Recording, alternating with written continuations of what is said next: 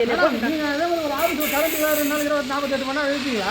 இருக்க மாட்டேன். அந்த 48 மணி ஜனம் இருப்பாங்க. குடி தண்ணி போகுது, குடி தண்ணி கிடையாது, இப்போ எந்த தண்ணியும் கிடையாதாங்க. கரண்டே இல்லாத லேட் ஆகாத திட்டாங்க என்னைய. இப்போ லேட் ஆகாத திட்டாங்க. வருமா வராது வந்துகிட்டு இருக்குப்பா, உரகடத்துல சாப்பிட்டு இருக்காங்கப்பா.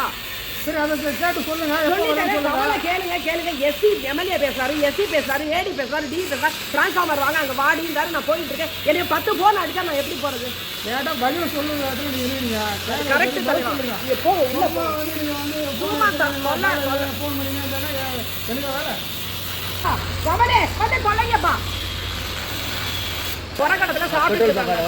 டிரான்ஸ்ஃபார்மர் வந்து எஸ்சி அங்க என்னை கூப்பிடுறாரு. என்னை லாக் பண்ணி வச்சா நான் காலையில 10 மணிக்கு வர சொன்னாங்க எஸ்சி ஆபீஸ்ல. இன்ன வரைக்கும் என்னை விட மாட்டாங்கறாங்க.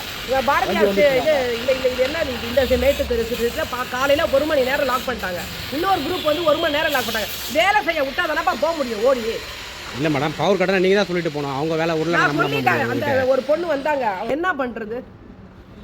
இப்ப எம்எல்ஏ கூப்பிட்டு சத்தம் போடுறாரு. ஏன் இதெல்லாம் முன்னாடியே என்கிட்ட சொல்லலாம் அப்படின்னு அவர் இப்போ எஸ்சிட்ட பேசிட்டாரு. எஸ்சி அந்த அம்மா எங்கன்னு என்னை பேப்பர் போடுவார். என்னை விடுங்க, நான் போகிறேன். நான் என்ன வேணா என்ன செய்யுங்க, நீ என்னை விடுங்க, நான் போய் வேலையை பார்க்குறேன், விடுங்க போ. அது உட்காந்து நான் அவராது, நான் வரேன்.